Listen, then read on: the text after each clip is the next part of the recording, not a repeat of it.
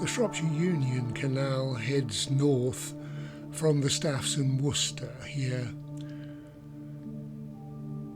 This is Cut End, and over on the left is a massive sewage works, which leads some to suggest that the Shropshire Union is taking the urine out of Wolverhampton.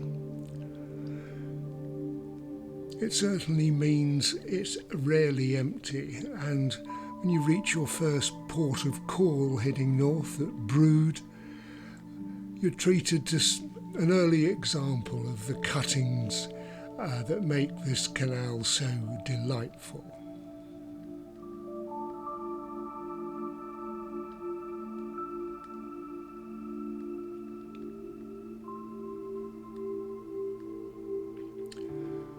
Next stop, Wheaton Ashton, first lock on the canal and always a busy scene in the summer.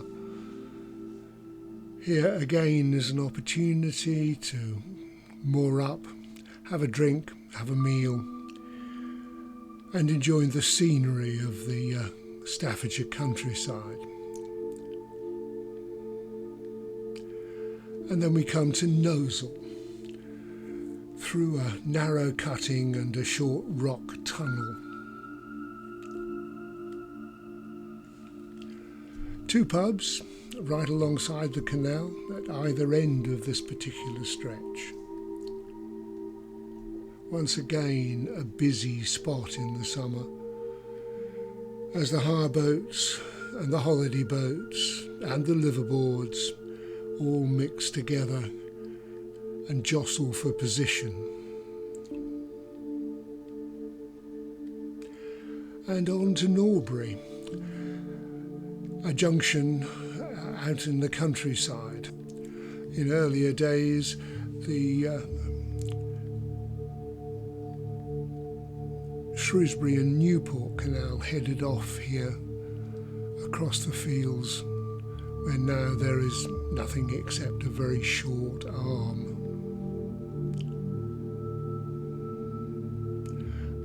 And the Anchor Inn, a few miles north through the Woods Eaves cutting, and a famous stopping point before we head onwards once more.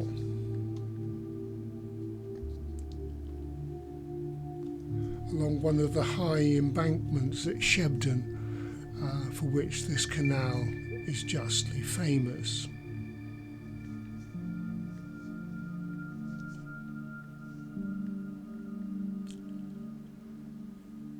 To Goldstone, with its moorings and yet another canal side pub.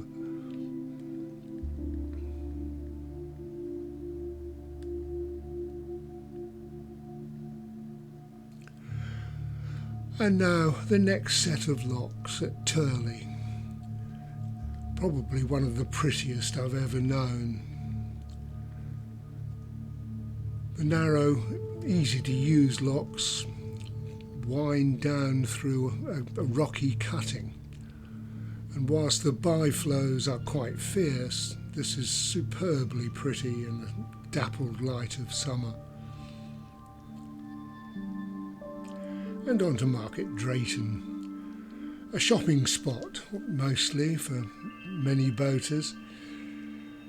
Facilities are to hand, and the shops of Market Drayton are a short walk up into the town.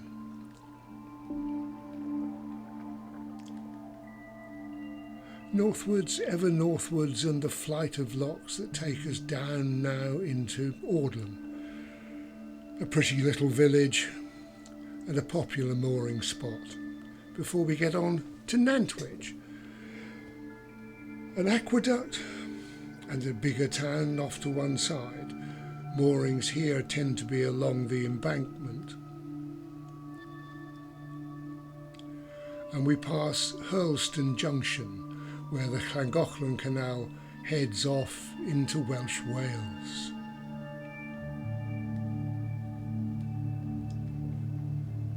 And on to Barbridge. A couple of more pubs, but the junction here where one turns right for the Trenton Mersey. But we're carrying on to Chester through the locks at Banbury, quite imposing, and the locks out in the Cheshire countryside at Beeston, where this iron lock is not quite big enough. And this is the home of Chas Harden. And off to one side you can see the rock castles of Chester before we hit the city itself.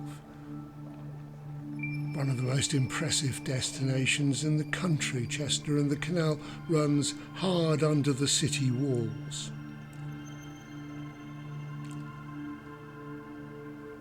That's before it plunges down the steep three-lock staircase into the basin, which sits at the bottom and notifies us we're on the final stretch, heading for Ellesmere Port.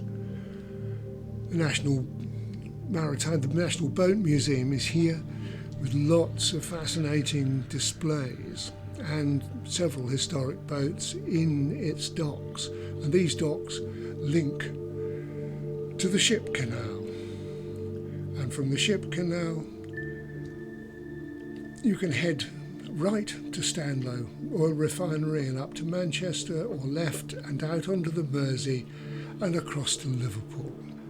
That's the Shropshire Union, south to north.